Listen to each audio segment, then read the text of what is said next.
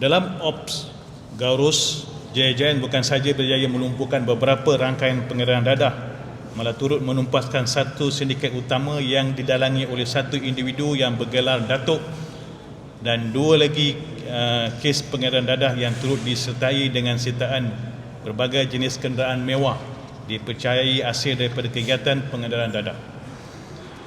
Dalam siri serbuan-serbuan tersebut, serbuan pertama yang melibatkan pada 18 Jun, JJN Bukit Aman telah berjaya menangkap satu lelaki tempatan berumur lewat 40-an di Perak, dan hasil serbuan di sekitar Selama Perak berjaya menjumpai 35 bungkusan yang disyaki dadah jenis heroin anggaran berat 36 kg, cecair kimia dan juga peralatan memproses dadah.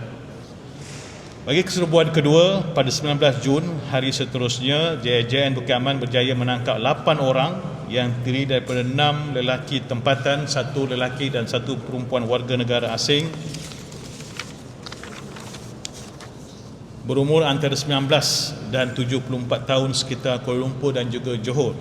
Maksudnya rintihan daripada serbuan dan tangkapan di Perak disusuli dengan serbuan dan juga tangkapan di Kuala Lumpur dan juga di Johor, di mana dalam serbuan ini di sebuah kondominium sekitar Ceras Kuala Lumpur berjaya menangkap dan merampas berbagai jenis dadah dalam jenis MDMA, cecair MDMA, pil Aramin, ketamin dan juga ganja. Susulan daripada tangkapan tersebut, serbuan telah dijalankan di sebuah lagi kondominium sekitar Taman Midah Ceras Kuala Lumpur. Pemeriksaan lanjut dijalankan di rumah tersebut berjaya menjumpai sebanyak 1,771 paket yang disyaki dadah jenis MDMA anggaran berat sebanyak 8 kg.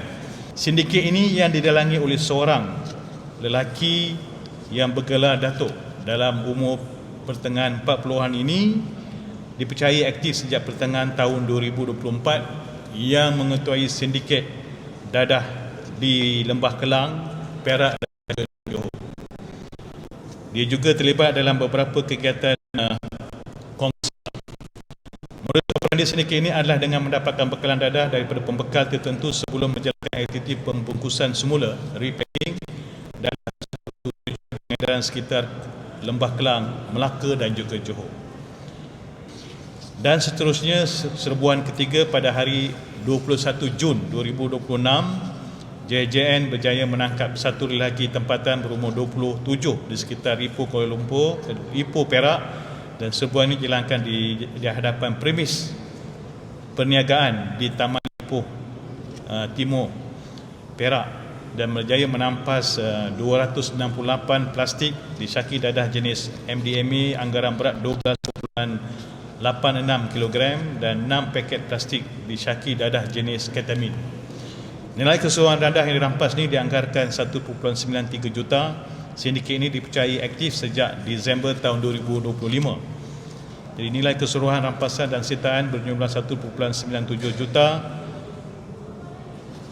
di mana keseluruhan